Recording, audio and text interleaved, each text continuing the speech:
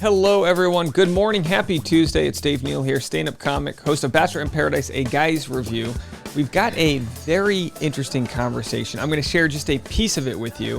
Rachael Kirkconnell speaking out for the first time in an Instagram Live about all of the fallout from her season, or her time on Matt James' season of The Bachelor. So this is very, I mean this, very fascinating. I was at the grocery store and I found out this interview was happening, and I rushed home to make sure I could watch it live on Instagram.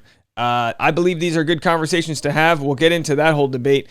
She basically says that people kind of wanted her to wait before she spoke out, and this is a story that I've said all along. It was clear as day to me that the Bachelor producers were saying, hey, don't apologize yet, don't speak out, you'll have your platform on after the final rose, or all this nonsense. Not to say that there wasn't an issue to be spoken about in the first place, but obviously Bachelor producers were trying to profit as much as possible off of this story. And if you aren't familiar, if you're living under a rock, Rachael Kirkconnell was the winner of Matt James' season of Bachelor. Matt James, the first black lead on the show, and Rachael Kirkconnell had images come out of her at a plantation-themed fraternity event. Also, photos in front of a Confederate flag, amongst other things. They address some of those. They don't address it all. The comment section is split. Some people think it was a great chat. Some people think that it was, didn't cover all the topics. They did agree to do a second part. They were like, look, we didn't cover everything. Let's keep talking. I'm a huge component of the let's keep talking point of view. What's interesting, and this is my first time hearing it this way, and I'll show you guys the name of the Instagram account. It's called Priv to Prog. I haven't heard of them before, but they have a very big following. From Privilege to Progress, official Instagram for the Show Up movement, desegregating the convo about racism since 2018. And yeah, this was a big conversation. So of course they were going to get comments from people saying, how could you give Rachael Kirkconnell this platform when there are so many other people that you could elevate? And their response to that, which makes a ton of sense, is saying, we're not giving her the platform, she's giving us the platform. The reason we go to these people to talk to them is so that we can get our voice and our message to their audience. And that's a really good way of looking at that. It's kind of like how a lot of Democrats refuse to go on Fox News. And I'm like, you gotta go to people and find the vote if that's what you want. Same thing the other way. If you're a Republican candidate and you're invited onto a left-leaning show, you gotta go, you gotta talk to people. We have to have open conversations. We have to be able to communicate our ideas and our thoughts. That's what's so wild about the internet, is it's open to everybody, I say that with quotes, but it's also very segregated. The algorithm, I'm not calling it racist. I don't know what the algorithm is. It's different on every platform, but it shows people like-minded things. And actually, sometimes we need to show people different opinions. So we'll get into this. I'm going to play for you guys literally 9 minutes of this hour-long convo. I fully encourage you to go follow their page, support the full conversation, have a listen. As far as it being the most eloquent conversation you could expect from Rachael Kirkconnell, no. Was she nervous? Absolutely. This is a live event. You know what I mean? This isn't like you do a podcast and you're like, oh, could you clip that part out? I fumbled what I was trying to say. So I get nervous when I'm doing a live. I'm 36. She's early 20, whatever the case may be. For her to speak for the first time during a live, pretty fascinating. Now, a lot of people will say, Dave, it's not about her. It's not about how she feels. It's about the bigger picture. Obviously, absolutely. But at the same time, if this conversation is going to happen, it has to happen in an environment where people are willing to talk, listen, and share their ideas. These three ladies do just that. So let me just play this. I'm going to play two different clips for you guys. People love you. A lot of people follow you. And the people who we feel are actually doing the work, we want to highlight what that looks like. Yeah, I love we that. want them to love about your page. Yeah. It's really or maybe, yeah, and I would love for you to start with, it's going to be hard, but to start with the situation and what it felt like. Mm-hmm. And yeah. All right, so here we go. Let's go to 1540. I'm going to play for you unedited. I haven't had a conversation with anyone about any of this yet. So this is like the first conversation I've ever done. So I'm really nervous, but I'm excited to finally actually put myself out there and get to talk about this openly. Because it was so hard during all of that, during the middle of everything, like I really didn't know how I should go about it and how I should handle it. But I guess I'll start from, it was honestly weird reliving all of that, like having that photo resurface from that time in my life. And everyone, and I get it, but everyone, when they saw that photo, including Matt, it was like that had just happened. Does that make sense? Like for them, it was brand new. But for me, it was years ago. And so it was weird having to go through that and relive it and have everyone look at me as if I was that exact person back then that I am today. And it was just, it was really difficult to deal with on that sense. But I guess really with my journey, like it started years ago, sadly after that formal. But really my journey, it was after that formal. I was talking to one of my family friends, and she actually helped me. We were just talking about Greek life and everything, and she really was the one to open my eyes about that formal, because I went to a very small school, and I saw so many things about that formal now, like when it was surfaced. But back then, it wasn't what everyone was saying it was at my school, at least. You know, I saw the whole like antebellum themed plantation party, you know, Confederate, everyone dressed as Confederate soldiers, the parades. And when she was telling me like, oh, this is how it is at some schools, I'm like so ashamed that I basically participated in that unknowingly, because I'm sitting here in my own little privileged, selfish world, just thinking like, oh, well, we just put dresses on to go take a photo op, you know? It was nothing more than like an Instagram opportunity. And like how terrible is that, you know? And what state was this in? Georgia. This is in Georgia. Come on. Okay. So my school was super small. It's like 7,000 kids. And I was like mind blown when I heard that that's what the formal was at other schools, or at least used to be. So, because for us, it was just a trip to the beach, and the girls, before we left, would go take pictures in those dresses. And I'm sitting here thinking like, well, really, I'm not even asking myself why we dressed up like that. But I guess if I had to think about it at the time, I was probably just thinking, you know, oh, okay, it's just a super traditional fraternity, and they probably just want to continue the tradition of like what they used to wear when the fraternity was founded. I didn't think anything about it because it didn't affect me personally, you know? And so when I first learned that, I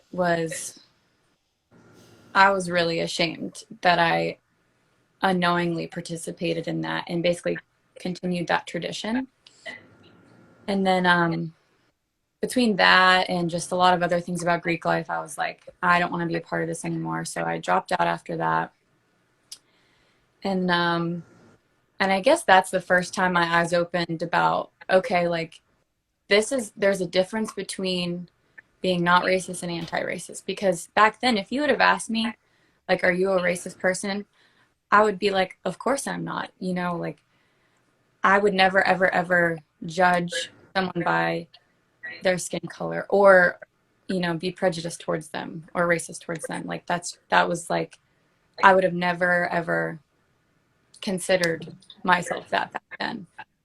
And that was probably the first time I realized like, okay, so there are layers to this. You can obviously be overtly, openly racist, but you can also be, or have like implicit bias and these racial tendencies within you that you don't even know about, or you can be racially ignorant. And that was probably the first time I had realized that. And I think the peak for me was last summer, during the movements after George Floyd. That's when I realized like, okay, I need to do more than just not be racist. And I can't remember who said this, but it was a perfect example. It was like, that's like someone getting jumped in the street and you saying, well, I didn't jump them, so I'm good. When, you know, being anti-racist is you trying to jump in and stop that. And that was the first time I was like, yeah, just standing aside and not being a part of it, that's not enough anymore. And yeah, I lost some friends along the way last summer. I don't speak to certain family members anymore, because that was probably the first time in my life I realized like I need to stop standing aside and I need to speak up and do something, because it's obviously like we should have been doing this years and years and years ago. And it's great that now that movement was like the biggest I'd ever seen it. But I was just realizing like that was probably the first time I was like, okay, I need to stop standing aside. And I need to walk with people. So for me, it was like, I mean, and then I went on the show, then I came back, and then all of that happened. So that's why I was saying it was so weird for me to feel like I had already been like going on this journey, and then having to relive all of that all over again, and have people think I'm this person. And I get it, because obviously from everything they've seen, how could they not think I'm not that person, you know? And so, yeah, that was tough, just going through that and having the whole world think that I'm this person. And of course, you know, I'm telling myself like, I know who I am, but what do I have to show for it? Because obviously there's a lot to show on the contrary. So yeah, it was difficult going through that, but then like you said, going through that in such a public light, because I felt like I had to answer to everyone and had to prove to everyone like who I am and what I stand for and what I believe in. And then like you guys said, another perfect example is I was so worried about everyone thinking it was super performative. Like you guys said, like, you know, I would never want to come in here and use your platform to better myself, but people do that all the time. And so that was another thing I was worried about. I was like, how do I try and speak up and show people what I truly believe and what's really in my heart, and that this is something that I actually do want to be a part of. I do want to help in any way I can. I do want to be an ally. I do want to walk with people. Like, how do I do that without everyone saying like, this is so performative and you're just trying to save your own face? That makes sense. So there was just it was just so much that I felt like I had to fix and to deal with and answer to. And a lot of people were mad about me being silent for so long too. And I guess at the beginning when I saw certain TikToks and certain people saying some things, and like they just were not true whatsoever, to where I was like, well, I don't want to give any attention to things that are rumors, because if anything, it'll just look like I'm trying to defend myself, because I did do that and I'll look guilty. So I went back and forth of like, will it look guilty if I say something? Will it make things even worse than they already are? And then all of that went out the window when that photo resurfaced, and then certain interviews were had, and it got Chris even Harrison. worse. And then that's when I finally was like, I don't care what you guys say, because I had a lot of people in my ears saying, you know, you'll have your time. Producers. You know, don't make it worse. You'll have your time to speak. We'll give you a platform. Like, just wait it out. And so I felt pressured to keep it all in, to wait, to stay silent. And I also was like, what do I even say? Like, how can I, like, what is there to say? Because really all you can do is just apologize. And we see this all the time. Like, so many people trying to make excuses for themselves. So many people trying to defend their actions. And I just was sitting here thinking like, I don't want to be one of those people. So yeah, I finally decided to put that statement out. And then obviously that wasn't enough, because it's not like an actual conversation. Anyone could have written that statement, which is what a lot of people thought. I mean, I didn't even have any sort of representation at that point. People were like, wow, her publicist did great with this, you know, things like that. Wow. And that's when I was like, gosh, that's not enough. And then that was when it got to its worst, because Matt and I, we were just that was our breaking point at that point for both of us. And that's when we had split up right towards the end of February. And that very week, that same week, I was like, I have nothing else to lose at this point. And so that's when I just decided to post an IGTV of me just speaking. Because I was like, what else? I mean, there's nothing else to lose. Like, I have to get my voice out there and put, you know, my face out there, because I think that's what people just want, at least for now, is just to hear from me. All right, folks, that's about a 9-minute section. Maybe that was like 11 minutes.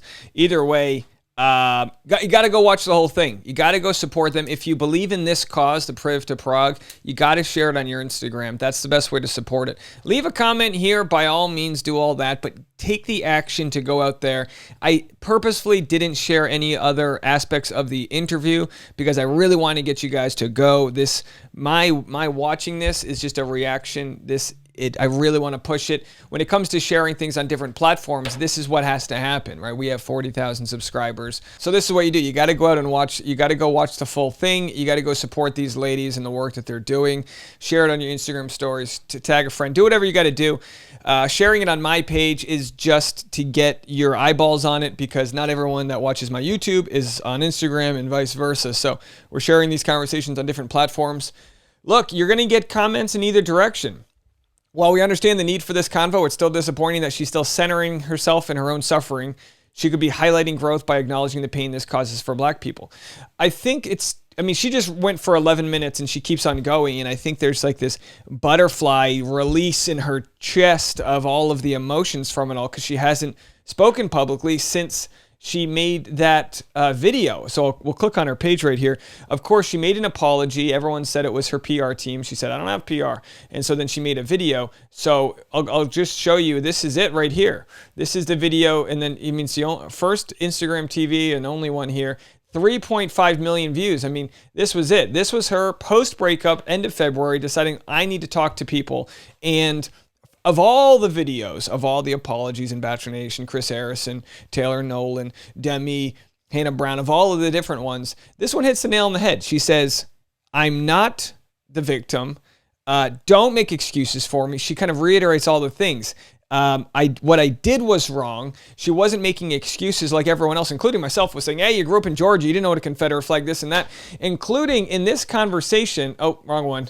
Pardon me here. If we go back to the page we were just on, the other ladies were saying like, hey, yeah, like, one lady was from Virginia or Pennsylvania. She said, yeah, I didn't even realize I had photos of myself with Confederate flags. I didn't realize I had these other things. Like, there was a lot of times when you don't realize your own ignorance looking back at your past, because you don't have your own photos and experiences dredged back up. So totally understandable. The big takeaway here, though, is for me, just to think that Bachelor producers, they've got this frail, and again, I'm not making her out to be the victim here, but they've got this frail Rachael Kirkconnell, right? During her apology, she's broken up with. The show chewed her up and spit her out. The show's getting crazy ratings, and they say, just wait till we can do it on our watch.